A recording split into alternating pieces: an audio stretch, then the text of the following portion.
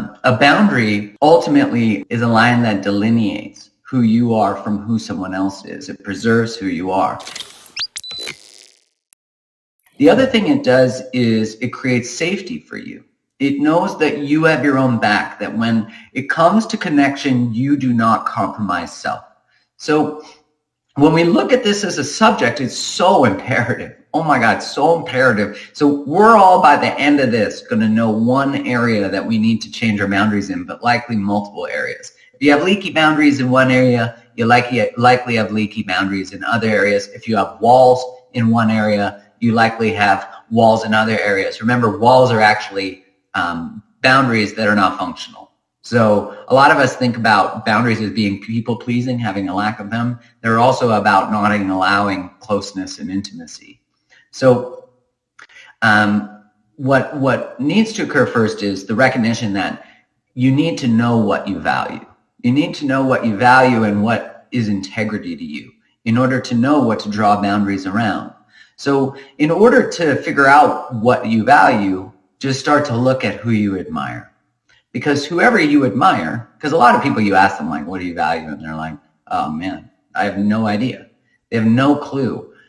But what you want to figure out is what you value, like authenticity, staying true to yourself, growth and expansion, health, mental, emotional, physical. For me, joy. Those are all some of my core values. And when you know what you value, then you can draw circles around it. It's just like knowing your standards of behavior, right? Which is what we're saying. So in the workplace or at home, if you allow people to engage in a lower than your standard of behavior, then you are making the connection more important than your value for yourself. So what happens is you will start to devalue yourself to maintain the connection, and then you will feel unworthy. Because the boundary, what it does is it builds worthiness. When I see, if we live boundaryless and all of a sudden I need to put in a boundary, what a boundary does is it says, I believe in me.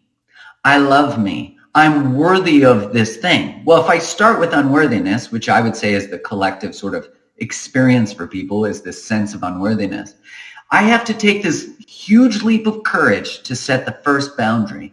But when I do, shit, it starts to get real. You're like, oh, damn, I got something. We might get a sense of guilt, a sense of fear, right? And that's normal. Remember, there'll be excitement in the laying of the boundary. There'll be fear about the laying of the boundary. There'll be guilt. Now, guilt is normally what causes the collapse of a boundary. But what you need to look at is actually increasing your capacity for guilt. You can build your capacity for guilt so it doesn't cause you to collapse. That guilt is actually informing you that you likely are conditioned to put other people's needs ahead of your own.